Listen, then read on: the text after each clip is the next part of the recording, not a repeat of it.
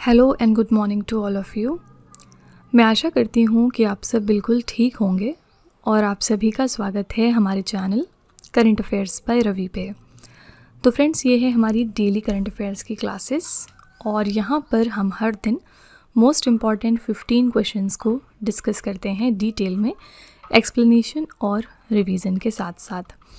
तो फ्रेंड्स, आज की क्लास में हम बात करेंगे 21 मार्च 2026 के 12 मोस्ट इम्पॉर्टेंट करंट अफेयर्स के बारे में। तो यहाँ पर अगर आप इनमें से किसी भी एग्ज़ाम की तैयारी कर रहे हैं तो ये हमारी करंट अफेयर्स के सेशंस आपको बहुत हेल्प करेंगे आपकी प्रिपरेशन में, क्योंकि हम इन्हीं एग्ज़ाम्स को यहाँ पर टारगेट करते हैं।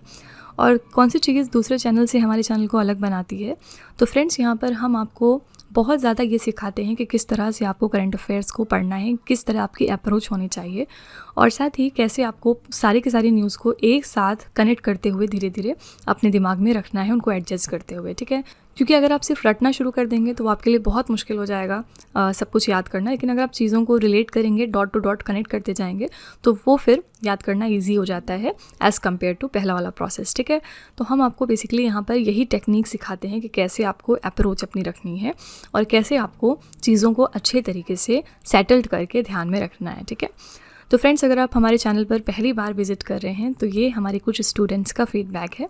आप यहाँ पर देख सकते हैं कि बहुत सारे बच्चों को फ़ायदा पहुँचा हमारी इन क्लासेस से, वो अलग अलग जगह पर सेलेक्ट भी हुए हैं। तो आप भी कम से कम अगले 15 दिन तक हमारी इन क्लासेस को कर ज़रूर देखिएगा, ट्रायल लेकर, और फिर आप खुद रियलाइज़ करेंगे कि कैसे करंट अफेयर्स में आपका स्कोर धीरे धीरे इम्प्रूव होता जाएगा विथ टाइम, ठीक है। तो विद दिस नोट चलिए हम आज की अपनी क्लास स्टार्ट कर लेते हैं। हमारी क्लास के स्ट्रक्चर में सबसे पहले हम रखते हैं क्विक रिवीजन, उसके बाद हम चलते हैं आज के क्वेश्चंस के तरफ जहां पर हम डिटेल में इन क्वेश्चंस के बारे में बात करते हैं, और लास्ट में हम आपके लिए एक 3 क्वेश्चन का छोटा सा टेस्ट रखते हैं जो आपको कॉमेंट में आंसर करना होता है, ठीक है। तो चलिए सबसे पहले हम शुरुआत कर लेते हैं क्विक रिवीजन के साथ। ये हमारे कल के 15 करंट अफेयर्स हैं जिनको हमने कल बहुत ही डिटेल में डिस्कस किया था। यहाँ पर हम सिर्फ 1 लाइनर फॉर्मेट में दोबारा से रिवाइज कर रहे हैं। कल का पहला प्रश्न था, राष्ट्रीय पिछड़ा वर्ग आयोग की नई अध्यक्ष कौन बन गई हैं? तो इनका नाम है साध्वी निरंजन ज्योति। मार्च 2026 में केंद्रीय मंत्रिमंडल ने भारत भर में 100 प्लग एंड प्ले औद्योगिक पार्क विकसित करने के लिए किस योजना की मंजूरी दे दी है? तो ये है भव्य योजना, जहां पर भव्या का फुल फॉर्म है भारत औद्योगिक विकास योजना, और इसके लिए बजट तैयार किया गया है 33,600 करोड़ रुपए का। नेक्स्ट है, मार्च 2026 में कुरुम्बा जनजाति की कला को संरक्षित करने के लिए किस कलाकार को मरणोपरांत पद्मश्री पुरस्कार से यहाँ पर सम्मानित किया गया है? तो ये हैं कृष्णन राघवन, जो कि तमिलनाडु से बिलोंग करते हैं। अगला है, किस राज्य में उगादि उत्सव नववर्ष के रूप में मनाया गया? तो ये 3 राज्यों का त्यौहार है, आंध्र प्रदेश, तेलंगाना और कर्नाटका। नेक्स्ट है, किस राज्य सरकार ने विश्व बैंक के सहयोग से स्कूली शिक्षा को वैश्विक स्तर का बनाने के लिए सिखिया क्रांति 2.0 पहल की शुरुआत कर दी है? तो ये है पंजाब की सरकार। अगला है, नारियल उत्पादन के मामले में विश्व में कौन सा देश पहले स्थान पर पहुंच गया है? तो ये देश है भारत। नेक्स्ट है, भारत की स्वदेशी नेविगेशन प्रणाली नाविक के किस उपग्रह की परमाणु घड़ी ने कार्य करना बंद कर दिया है? तो ये थी IRNSS-1F। मार्च 2026 में भारत के किस राज्य ने पहले बिम्स्टेक युवा पेशेवर विनिमय कार्यक्रम की मेज़बानी की है? तो ये राष्ट्र है महाराष्ट्र। अगला है, चीन अमेरिका के बाद विश्व का तीसरा सबसे बड़ा मेट्रो नेटवर्क वाला देश कौन सा बन गया? तो ये है भारत। नेक्स्ट है, सुप्रीम कोर्ट ने दत्तक यानी गोद लेने वाली माताओं के लिए कितने सप्ताह का मातृत्व अवकाश देने का आदेश दिया है? तो ये है कुल 12 सप्ताह।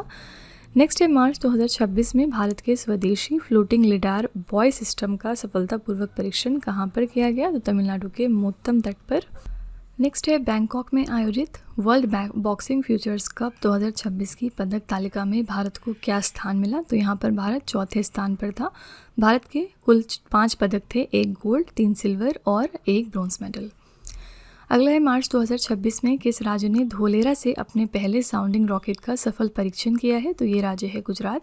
नेक्स्ट है, कुसुनपुर गांव किस राज्य का पहला स्मार्ट गांव बनने जा रहा है? तो ये उड़ीसा राज्य का पहला स्मार्ट गांव बनेगा। क्वेश्चन नंबर 15 है, मार्च 2026 में केंद्रीय मंत्री रंजीव रंजन सिंह ने जम्मू कश्मीर के किस स्थान पर 100 करोड़ रुपए की लागत से एकीकृत एक्वा पार्क स्थापित करने की मंजूरी दी है? तो ये 2 जगह हैं, कोकरनाग और अनंतनाग, जम्मू कश्मीर में, ठीक है। तो फ्रेंड्स, ये हमारे कल के टॉप 15 करंट अफेयर्स हैं। अगर आप इनको थोड़ा और अच्छे तरीके से समझना चाहते हैं, हर क्वेश्चन की डिटेलिंग जानना चाहते हैं, तो आप हमारा कल का लेक्चर ज़रूर रेफ़र करिएगा। वहाँ पर हमने बहुत ही अच्छे तरीके से इन क्वेश्चंस के बारे में बात की थी। बाकी चलिए हम अब आपका बिना टाइम लेते हुए आज की अपनी क्लास स्टार्ट कर लेते हैं। तो फ्रेंड्स, वीडियो को यहाँ पर कंटिन्यू करने से पहले बस एक छोटी सी इन्फॉर्मेशन है आपके लिए। 2026 के लिए जो हमारी फरवरी मंथ की करंट अफेयर्स की ई बुक है वो हमने वेबसाइट पर लॉन्च कर दी है। और इसके अलावा अगर आपको पिछले 1 साल की करंट अफेयर्स का ई बुक चाहिए जिसमें जनवरी से लेके दिसंबर 2025 तक के सारे इंपॉर्टेंट करंट अफेयर्स हों, तो ये वाली ब्रह्मास्त्र PDF भी मिल जाएगी आपको हमारी वेबसाइट www.ravibooks.pdf.com पर। ये छोटा सा सैम्पल है हमारी फरवरी मंथ की करंट अफेयर्स की ई बुक का। यहाँ पर आप देख सकते हैं कि 500 से ज़्यादा प्रश्न हमने डिस्कस किए हैं। और इसके अलावा हमारे हर क्वेश्चन की खासियत ये है कि यहाँ पर हम highlights, important point, static GK और पिक्चर्स का इस्तेमाल करते हैं ताकि आपको प्रॉपर अंडरस्टैंडिंग हो सके हर क्वेश्चन में। साथ ही ये हमारी ई बुक्स डाउनलोडेबल और प्रिंटेबल भी हैं, ठीक है। तो अगर आप इंटरेस्टेड हैं, अगर आप हमारी इन ई बुक्स को परचेज़ करना चाहते हैं तो ये वेबसाइट है, आप यहाँ पर जाकर इनको ज़रूर चेकआउट करिएगा। इसके अलावा ये है हमारा मोबाइल एप्लीकेशन जिसका नाम है Ravi study app. Play store पर जाकर आप इसको अपने फ़ोन में इंस्टॉल कर सकते हैं। इसमें आपको बहुत सारे अलग अलग फीचर्स मिलेंगे। साथ ही यहाँ पर करंट अफेयर्स की पेड वीडियो भी अवेलेबल है जहाँ पर जाकर आप हमारी एड फ्री वीडियो भी देख सकते हैं। तो इस कॉम्बो डीसी में हम आपको बहुत सारी चीज़ें देते हैं, जैसे कि फ़र्स्ट ऑफ ऑल आप बिना ऐड के आप हमारी वीडियो देख सकते हैं। इसके अलावा हम आपको यहाँ पर 15 क्वेश्चंस का टेस्ट देते हैं। 15 क्वेश्चंस की आपको PDF भी मिल जाएगी एक्स्ट्रा की पॉइंट्स के साथ साथ। और इस कोर्स के लिए हम आपको लाइफ टाइम वैलिडिटी भी प्रोवाइड करते हैं। तो फ्रेंड्स, आप इस एप्लीकेशन को अपने फ़ोन में ज़रूर इंस्टॉल कर लीजिएगा, आपको ये आपकी प्रिपरेशन में बहुत हेल्प करने वाला है। तो चलिए फिर वीडियो को कंटिन्यू कर लेते हैं। आज का पहला प्रश्न है, केंद्रीय गृह मंत्रालय द्वारा जनगणना 2027 के लिए किसे राष्ट्रीय ब्रांड एम्बेसडर नियुक्त किया गया है? Very important question. तो सेंसस 2027 जो होने वाला है, अपकमिंग सेंसस, उसमें नेशनल ब्रांड एम्बेसडर बनाया गया है सुदर्शन पटनायक जी को। किसने बनाया? हमारी union ministry of home affairs ने, ठीक है।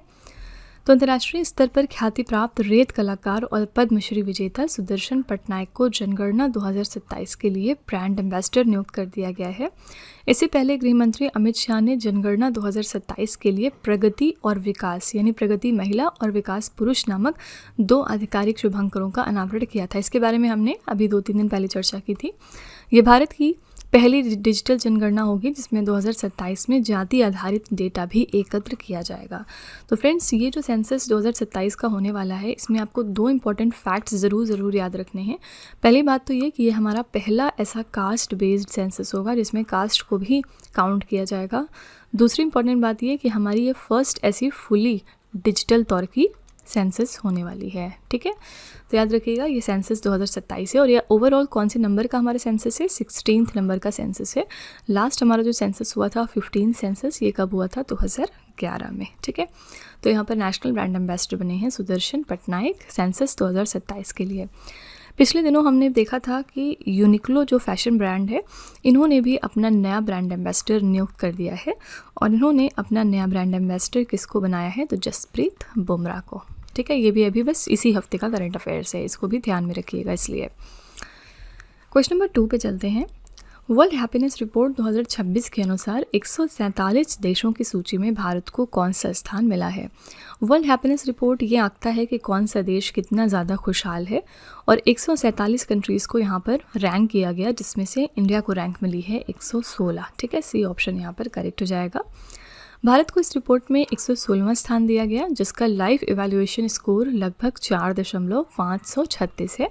इस रिपोर्ट के जारीकर्ता हैं ऑक्सफोर्ड विश्वविद्यालय के well being research centre.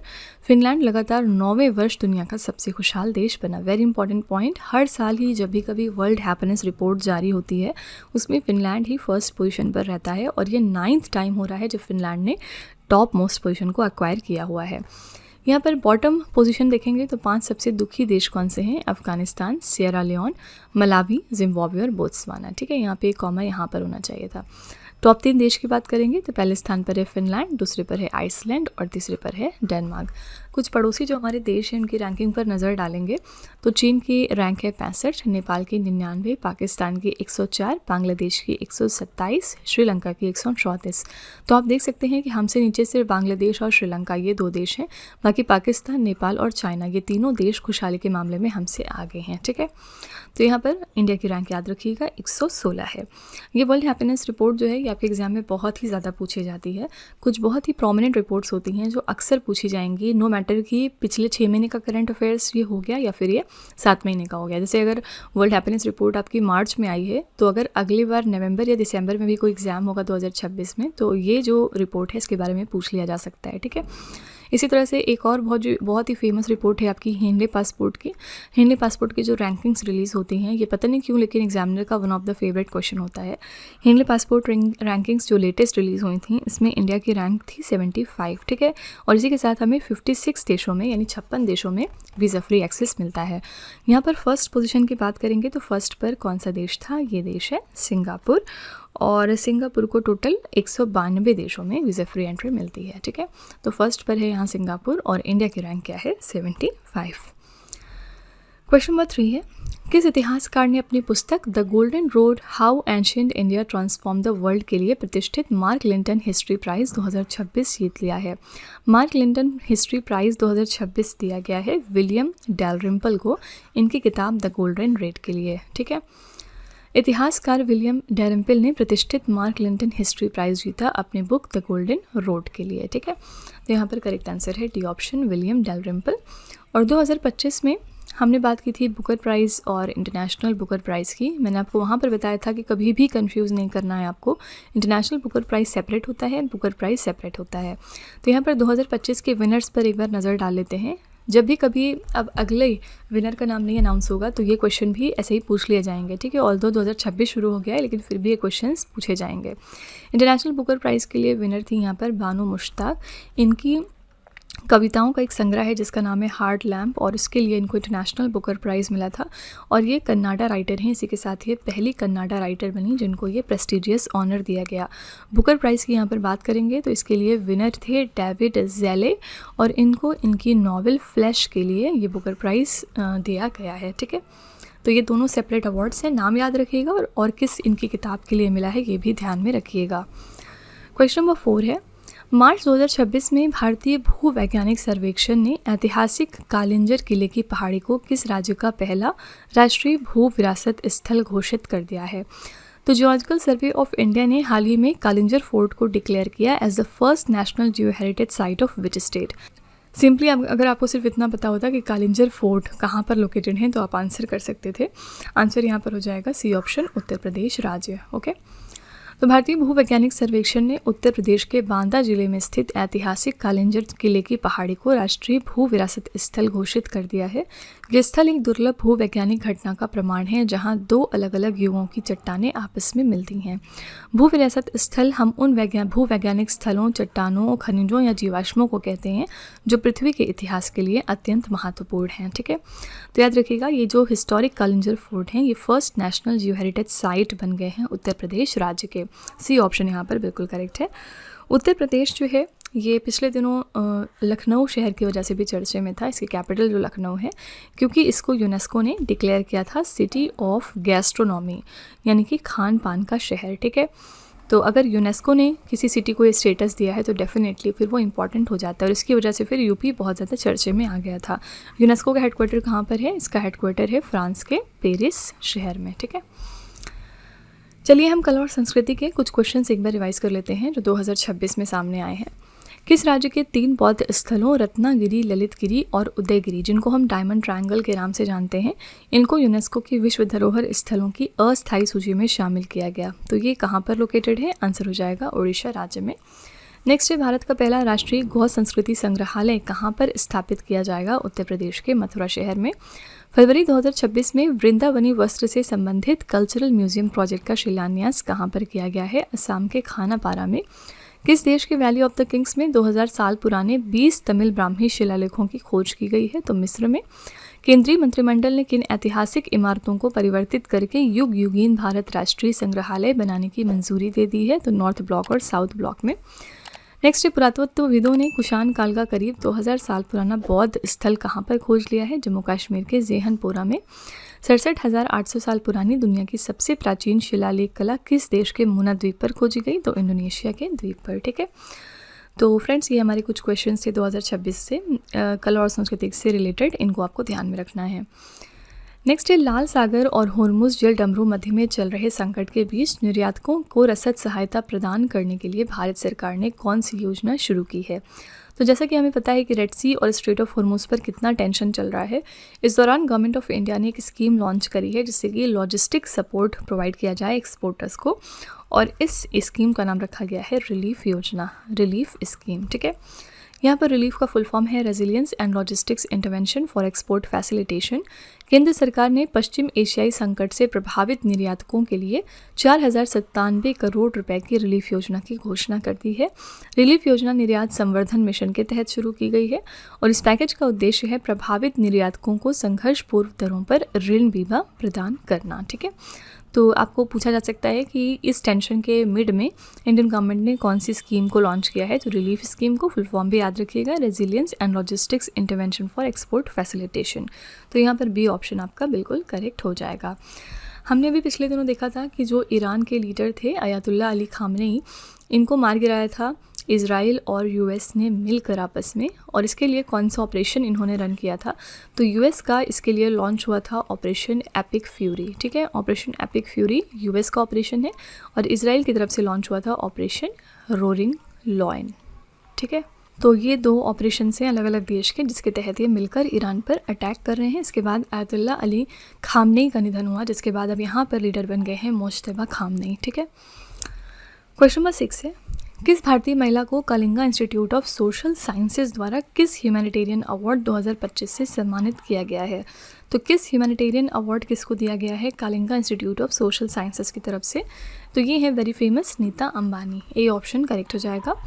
Reliance foundation के चेयरपर्सन नीता अंबानी को शिक्षा, खेल और समाज सेवा के क्षेत्र में उनके उत्कृष्ट योगदान के लिए यह पुरस्कार मिला है।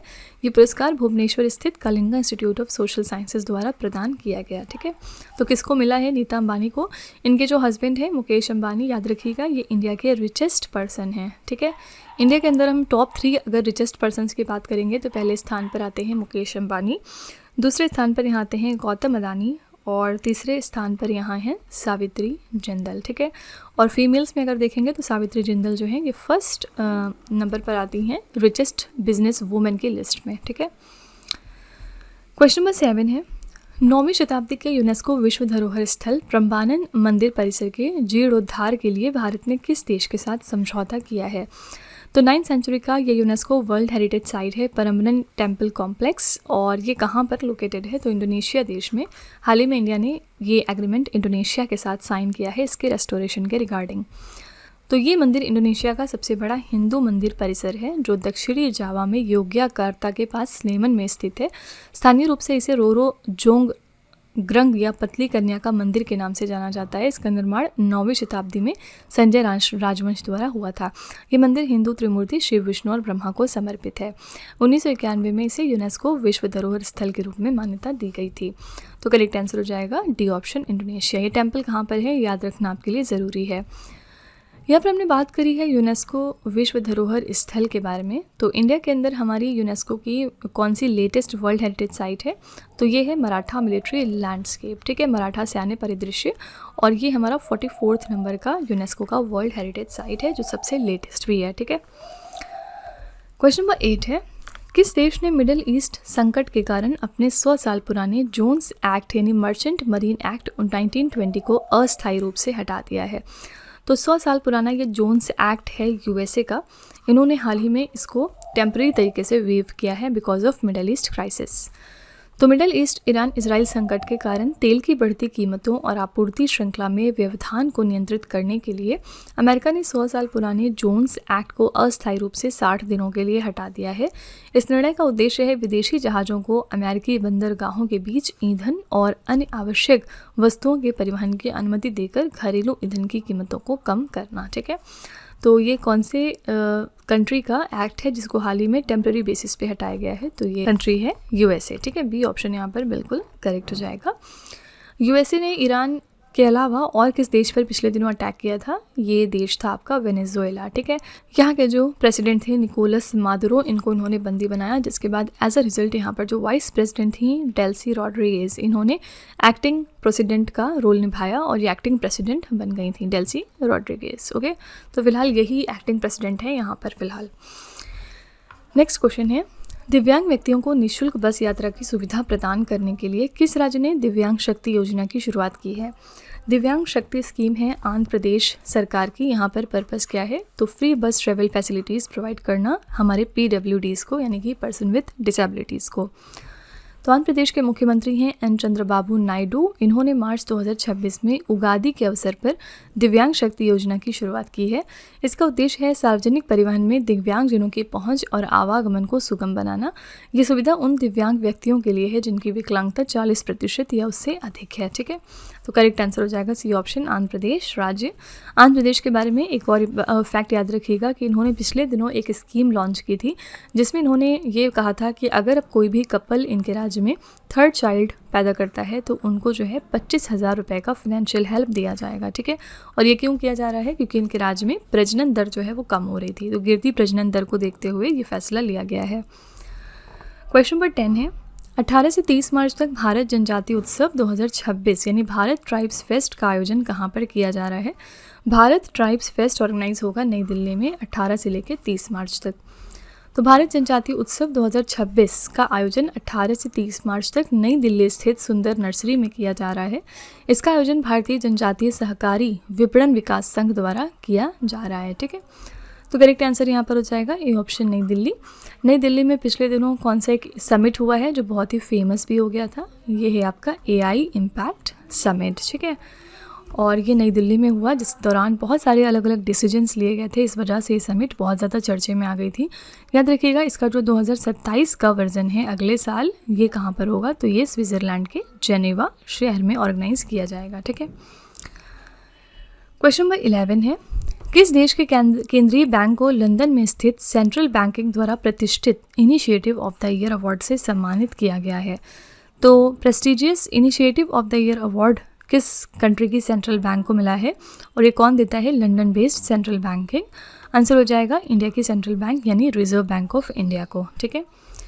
तो भारतीय रिजर्व बैंक को लंदन स्थित सेंट्रल बैंकिंग द्वारा प्रतिष्ठित initiative of the year award से सम्मानित किया गया है।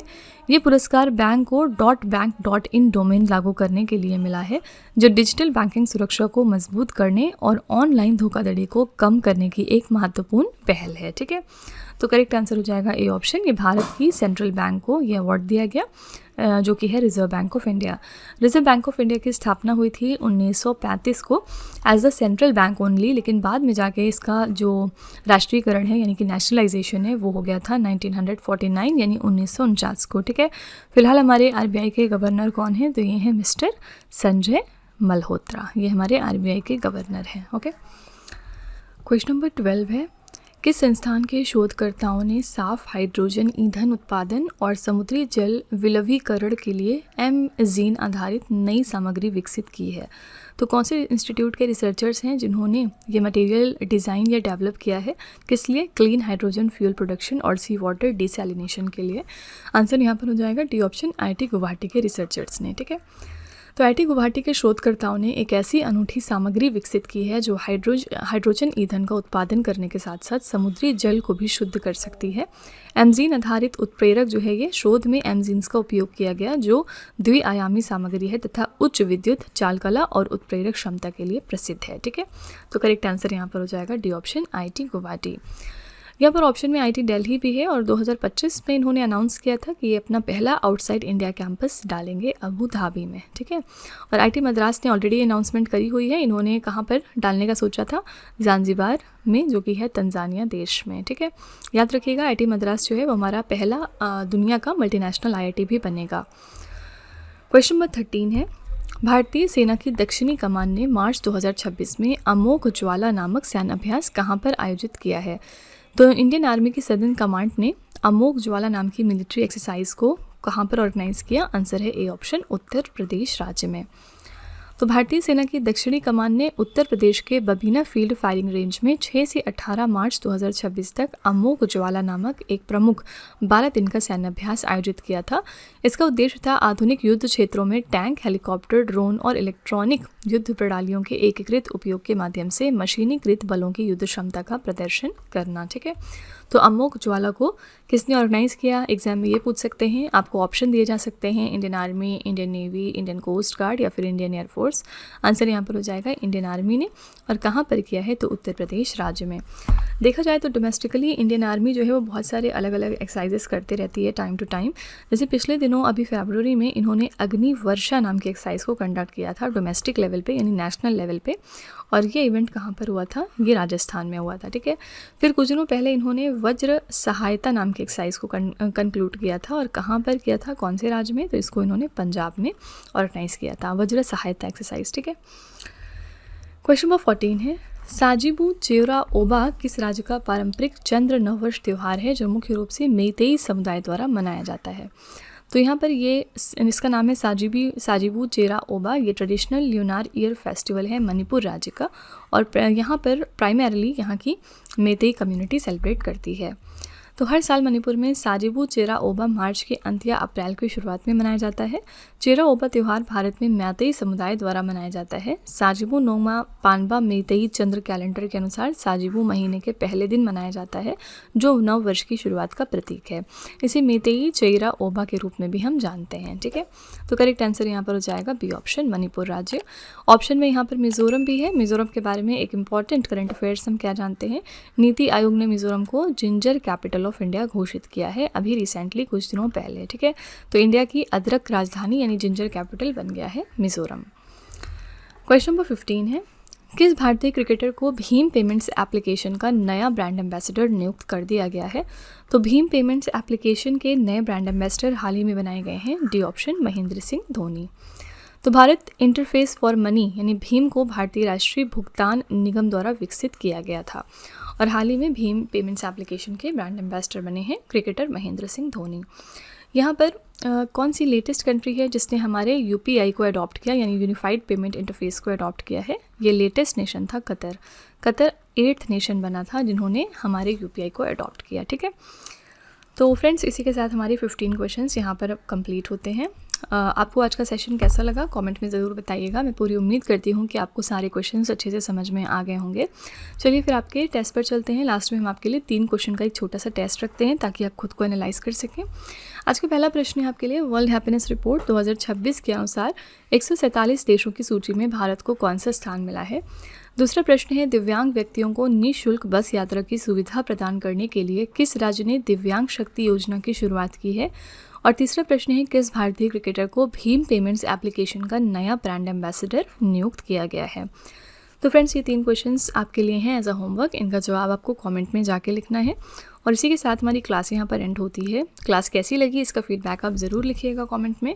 साथ ही अगर आपको लगता है कि ये सारे क्वेश्चंस कहीं ना कहीं आपको दिख रहे हैं आपके मॉक टेस्ट या फिर एग्जाम्स में या कहीं पर भी, तो प्लीज़ एक छोटा सा रिव्यू ज़रूर डाल दीजिएगा हमारे कॉमेंट्स में, जिससे कि जो हमारे दूसरे व्यूवर्स हैं उन्हें भी हमारे ऊपर ट्रस्ट करने में आसानी हो सके। ठीक है, तो फ्रेंड्स इसी तरह के बेस्ट क्वालिटी कंटेंट और अच्छी प्रिपरेशन के लिए आप हमारे चैनल के साथ जुड़े रहिए।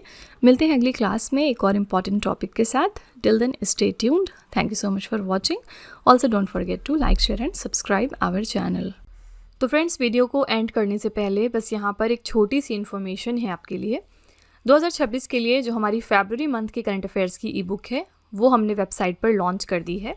और इसके अलावा अगर आपको पिछले 1 साल की करंट अफेयर्स का ई बुक चाहिए जिसमें जनवरी से लेके दिसंबर 2025 तक के सारे इंपॉर्टेंट करंट अफेयर्स हों, तो ये वाली ब्रह्मास्त्र PDF भी आपको मिल जाएगी हमारी वेबसाइट www.ravibooks.pdf.com पर। ये छोटा सा सैम्पल है हमारी फरवरी मंथ के करंट अफेयर्स की ई बुक का। आप देख सकते हैं कि 550 से ज़्यादा प्रश्न हमने यहाँ पर डिस्कस किए हैं विथ डिटेल्ड एक्सप्लेनेशन। हमारे हर क्वेश्चन की खासियत ये होती है कि यहाँ पर हम highlights, important point, static GK और पिक्चर्स का इस्तेमाल करते हैं ताकि आपको प्रॉपर अंडरस्टैंडिंग हो सके हर क्वेश्चन में और कोई भी प्रॉब्लम ना आए इसको समझने में। ठीक है, साथ ही जो हमारी ये ई बुक्स हैं ये डाउनलोडेबल और प्रिंटेबल भी हैं।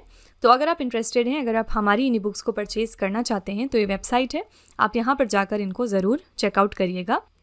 इसके अलावा ये है हमारा मोबाइल एप्लीकेशन जिसका नाम है Ravi study app. Play store पर जाकर आप इस एप्लीकेशन को अपने फ़ोन में इंस्टॉल कर सकते हैं। इसमें आपको बहुत सारे फीचर्स मिलेंगे। साथ ही यहाँ पर करंट अफेयर्स का हमारा पेड वीडियो भी अवेलेबल है, जहाँ पर जाकर आप हमारी एड फ्री वीडियो देख सकते हैं। इस कॉम्बो DCA में हम आपको बहुत सारी चीज़ें प्रोवाइड करते हैं। फर्स्ट ऑफ ऑल, बिना किसी ऐड के आप हमारी करंट अफेयर्स की वीडियो यहाँ से देख सकते हैं, और हम आपको 15 क्वेश्चंस का यहाँ पर टेस्ट देते हैं। 15 क्वेश्चंस की आपको PDF दी जाएगी एक्स्ट्रा की पॉइंट्स और डिटेल एक्सप्लेनेशन के साथ। साथ ही इस कोर्स के लिए हम आपको लाइफ टाइम वैलिडिटी भी प्रोवाइड करते हैं। तो फ्रेंड्स, आप इस एप्लीकेशन को अपने फ़ोन में ज़रूर इंस्टॉल करिएगा। ये करंट अफेयर्स प्रिपेयर करने में आपको बहुत हेल्प करने वाला है। ठीक है।